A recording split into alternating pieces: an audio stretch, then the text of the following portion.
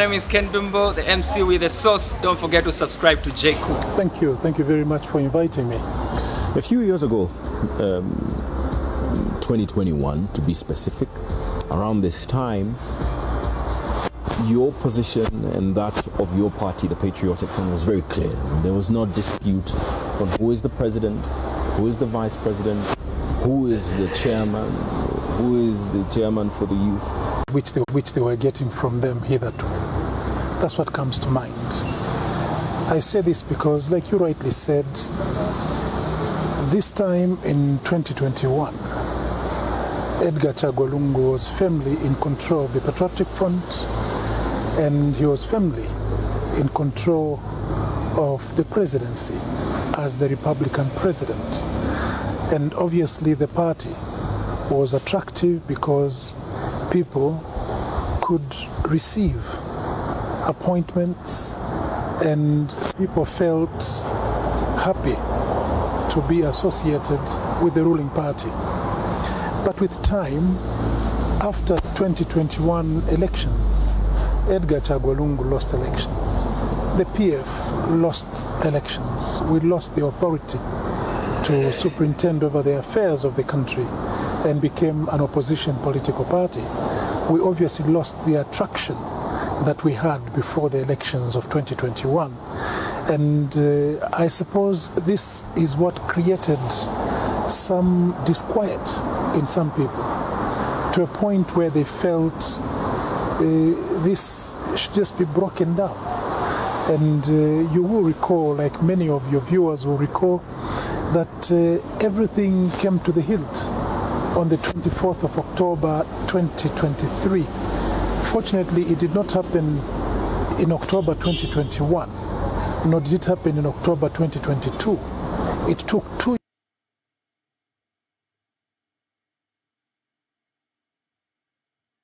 There is always some amount of destabilization in a political party when it loses power, or in any organization.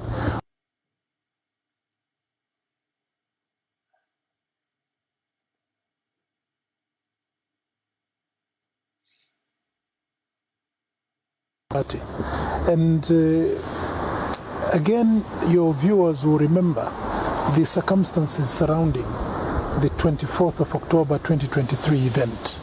It was not devoid of external pressure, external influences and participation of people who had nothing to do with the running of the Patriotic Front, people who had nothing to do with the membership of the Patriotic Front. So yes, this is the reflection that I have, and it teaches me one very important lesson, that everyone who says they are loyal to you or loyal to a cause are loyal because of you or loyal because of the cause. Some could be loyal because of the benefit they derive from that loyalty. And once that benefit which they are deriving is no longer there, the loyalty is put to a very big test. And for some people, it wanes and they show their true colors. The Patriotic Front, then Michael Sata, won elections in 2011. I remember that you were Minister of Tourism. They first appointed you that, and I vividly remember at his press briefing, he actually cracked a joke about you being a tourist attraction and why he was making you tourism minister. But only a few years later, he was no more. And today, the Patriotic Front is where it is. Do you think that one of the fundamental problems that the PF is dealing with today is a lack of a succession plan? I know that no single president of a political party must anoint who must take over, but must prepare people to lead the party. Do you think this is a crisis that the Patriotic Front is going through now? A leadership crisis and a lack of a succession plan? Just for the sake of the record, I was not made Minister of Tourism. I was made Minister of Information, Broadcasting and Tourism. So in effect, ministries, because there were two permanent secretaries. Now, talking about a succession plan, I have to state that the Patriotic Front, like many political parties across the globe, do not have a clear succession plan. There are very few parties that have managed to do that, and one of them is Chama cha Mapinduzi in Tanzania, and kudos to them. But you also realize that that succession plan that they had has come to an end. Now they also don't have a clear succession plan. And the reason for this is because of the dynamism of politics. They have a succession plan as though this is a family thing, where you are certain that after this person, it will be the next. Political parties find it difficult to have a succession plan. You elect a person at the point when there is need for replacement. So to say that this is what has caused the problem that is in the PF is stretching it a bit too far, because you also ought to recall that after the demise of His Excellency President Michael Chilufya-Sata, there was no big problem. There was a small period when a lot of us were vying for the presidency. Remember that I was one of those who put in a bid to elected president of the Patriotic Front. There were a number of us, I think there were about 11 or 12 of us. But after we crossed that bridge and Edgar Chagwa Lungu had been elected president, everything simmered down, and Edgar Chagwa Lungu led the party in unison until 2023. He retired from politics soon after elections of 2021. He stayed back. He asked me to run the party, and I acted in that position 2021 up to December, the whole year 2022, until October 2023. So it had nothing to do whatsoever or not having a succession plan. Edgar Lungu took over from President Michael Sata, and he ran the party very well, successfully so, for 7 years. I took over, I ran the party as acting president for 3 years, 2021, 22, and 23, until October 2023, when what happened. But even beyond that, up to now, 2025, the party is still intact. We may have squabbles here and here. We may hear people who are claiming they are president of this and president of that. But the truth of the matter is that there is only one Patriotic Front. And that is the Patriotic Front for which I am vice president. And I'm glad that in your intro you introduced me as vice president of the Patriotic Front. There's probably someone arguing somewhere about that, because it is subject to argument, and I believe that you acknowledge that. But when we talk about the succession plan, I completely agree that it cannot be said that this person is going to take over. But part of that succession plan is ensuring that someone takes over when there is a need. If there's a president acting for 3 years, there's an evident need. So why did you, as a political party, especially you as acting president of the Patriotic Front then, fail to lead the party to have a substantive president take over? Because that's perhaps what resulted in what has happened today. And if you would like, somebody took advantage of the situation and proceeded to have their presidency of the Patriotic Front. Yeah. Some will argue in the manner that you're doing, but members of the Central Committee of the Patriotic Front are alive to the fact that we had drawn a roadmap leading us to what we wanted to hold, the Extraordinary General Conference.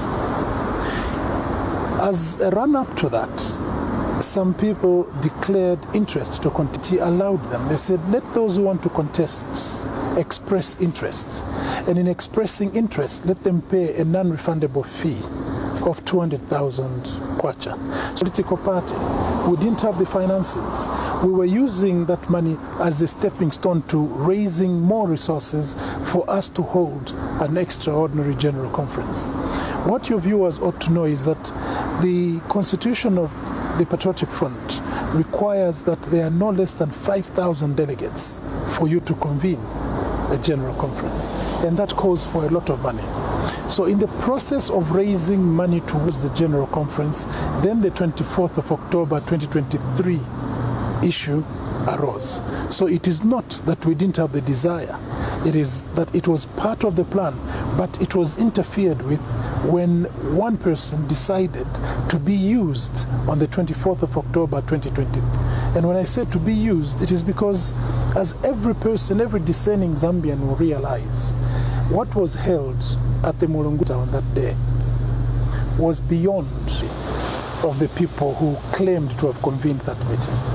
Those people who gathered there did not have the capacity whatsoever to hold an opposition political party convention on Independence Day when the state was playing host to a foreign president, on a day when the country was celebrating its 60th independence anniversary, and to be held... It's 59. Fine. And to be held, for that matter, at the Mulungushi International Conference Center. Over and above that, those people did not have the capacity to marshal outside broadcasting services of Zambia National Broadcasting Corporation and to be back-to-back with them covering the presidential state house function with a visiting foreign head of state. The new are not facts. What are you considering as facts? Absolutely. Tell me, wait a minute. You tell me how you would have expected president to go and stop a meeting that is being by the state with state protection, with all those police officers there, with all armed vehicles there. How did you expect me to stop it? Not to stop it, but to make sure that it does together. Because but the people that convene, wait a minute. The people that you want convened, me to account, and I want you to make sure that you allow me to account for what I'm accountable for. Can you tell me how we could have prevented it when we didn't even know that this was... We were working towards holding the extraordinary conference. Meanwhile, somebody is planning to hijack your party. How do you prevent it? He argues, Miles I'm Sampa, asking that you, is. how are we to prevent it? I'm advancing towards that. He argues that the reason why this happened was that you took so long and you didn't provide them a tangible roadmap of when to you this was that going to we happen. had a roadmap and we were raising money towards that conference. And you were tell me how else we could have avoided it. We were raising money towards holding the extraordinary conference. And you wanted the conference without raising the money? It's not about what I want. No, it's about but the people. It's you who's saying we let it slip. Now I'm asking you, we were following a roadmap. Which roadmap? And we were raising money towards that extraordinary conference. While we're raising money to hold the conference, there's a coup, and you say you should have prevented it. How else could we have prevented it besides what we were doing? Exactly the questions I'm asking you. But and now I'm asking you because you're saying we didn't prevent it. Tell me how you, in your mind, think we could have prevented it. Well, it's not my burden, but I'll ask the questions based on... I've explained to you, and if you are honest, I've told you there was no other roadmap agreed upon by all members of the Central Committee. Let us have the extraordinary conference and let's raise money towards When were you going to have the extraordinary conference? Wait a minute. We were raising money to hold the... And we were supposed to have held a constitutional conference in November of 2023, all right? And in October, 24th October 2023, there's a coup. How could we have prevented it? Do you acknowledge that you had set a date before that October 24, 2023 conference on extraordinary conference did not happen? Yes. Don't you think that this created the agitation? No. And the suspicion that... No. It clearly did, because some people went ahead and... No, look, you're making it though it is justified for people to come into a political party, interfere with its leadership because they've postponed their conference. No, that doesn't make sense. I don't... No. I don't want to advance the argument. I want to just tell you it does not make sense. You cannot say because you postponed the extraordinary conference, therefore you gave reason for people to be agitated, because the people who were used in that coup were actually members of the Central Committee and they were part and parcel of the decisions. You don't think that they have the right to feel dissatisfied, that you've made because literally is a payment that you've made for this exercise to proceed and to go smoothly, but it doesn't happen. You don't think that these people have the right to feel frustrated in such a process? Not if they are part and parcel of the decision. If they are part and parcel of the decision, no. I hope I've answered your question now. You cannot be part and parcel of a decision and say this decision has agitated me. No. If you're part and parcel of the management at Diamond TV and you make a decision together, you are bound collectively. You cannot afterwards go out and say, I am not part of that decision. That's being completely cheap. So whoever is advancing that question, ask them whether they're part and parcel of the decision, and if the answer is yes, tell them to wake up, to let them mature. They cannot be part of a decision and afterwards say, I am agitated by that decision. No. No. And you must also understand that a political party is an organization. That organization has structures of leadership. The Patriotic Front Constitution gives power to the Central Committee to make decisions on behalf of every member of the party. And if the Central Committee makes a decision, every loyal member of the party must abide. And if they don't agree, there are grievance procedures in the Patriotic Front. And staging a coup is not amongst them. So don't come to me and try to justify an illegality. No, I will not allow that. I will not be a part of the issues happening in the Patriotic You are struggling Front, but to justify. I will ask questions on behalf of I'm just people. advising you that your viewers are seeing that you are justifying. You are struggling to justify. And now I'm explaining to you that there was no way of preventing that because everybody in the Patriotic Front had agreed through their Central Committee that we have this roadmap. While we were pursuing that roadmap and meeting all the milestones, somebody decided to sell their soul to go and stage a coup. And you are saying you must be accountable because you postponed elections. I'm asking questions. No. Well, that's all I do. No, and you may not like some of the questions I ask, but they're not a representation of me. I like all the questions except what I stop you from doing is to try and struggle to justify the unjustifiable. Ask me questions and let me answer. All right? Which is what I'm doing. Let's do that. Let's do that. I think I've done a fair job in asking questions and for you to answer. You have, sir. Your viewers are watching you and me, and your viewers have seen how you have struggled to put blame on the party for an illegal action by others. Stop it. I'm not justifying anything, and I think that needs to be very clear. I think that needs to be very clear. Sometimes have I explained to you how things happened? Yes, you have. So, are you satisfied that there was no way of us preventing that? We'll proceed to. Thank you. At least that silence is important for me. Thank you. Let's proceed. The next part of this interview is basically that you have assessed, you've made the assessment that there was no way for you to stop this because it was, according to you, state-sponsored, and machinery was too much for you as the Patriotic Front as it is to fight it. But this is 2025. There's an election coming in 2026. And you insist that the Patriotic Front is intact. A political party that people have known since 2001 for a very long time, one that formed government in 2011.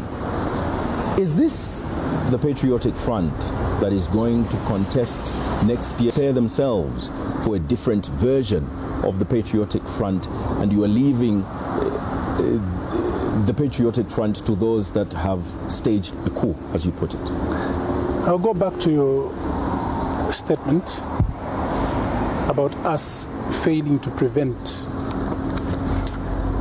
and I'll inform the nation through you that on that fateful evening, when we heard about that meeting, we actually sent our people there, all right, to go into that meeting, to go and ask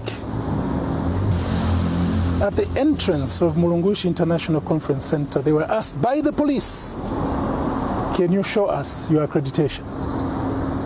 Okay? And of course our people didn't have accreditation because the people who were there were handpicked. Now, the police stopped members of the Patriotic Front from entering Mulungushi International Conference Center to go and ask the legitimate questions about the legality of that gathering. All right? So, if this doesn't add up, I want to say that the state was involved. Coming to the question you asked, are we ready for 2026? Yes, we are. As a PF? We are ready as PF. And this is the reason why we have kept saying to you, and I've said to your television before, that the coup d'etat of 2023 Unfortunately for the sponsors of that coup, what they the official dome of PF, the registrar's records, that's what they managed to take. They failed lamentably to take the Patriotic Front. And the Patriotic Front is not the record at the Registrar of Society's office, the patrons of the party. And to date, we have not heard any single branch in Zambia of the PF which has said we are no longer under Edgar Chagwalungu, we are under some coup arrangement. Not a single one. Yes, we have heard a few members of parliament. Yes, any district chairman, let alone any provincial chairman who has come up and said we are denouncing the leadership of Edgar Chagwalungu because we are drifting. Not a single one. So fine, they may keep the record at the registrar's office, but Patriotic Front, and we are still intact. Now, when you ask me, PF, we said to you, I said myself, that look, there is no reason why we should continue to fight over this record. There's no value in it as long as we keep the party. This is how we decided, look, we are now going to start fielding candidates. But because these fellows are keeping the record and they have come up with new regulations which are not provided for in any law, that before a person is accepted to file in their nomination, they must have the name of the president and the name of the secretary general. We knew what they were playing to. We knew that they were playing to the fact that they had taken away the official record from us. And for 2 years, we were not participating in by-elections, and they were having a free reign. And we realized this is what they want. We decided we will not allow them, not in the interest of Zambia's multi-party democracy. We chose, therefore, that let's forget the name, but let's keep the people. Let us continue to take part in elections. And you saw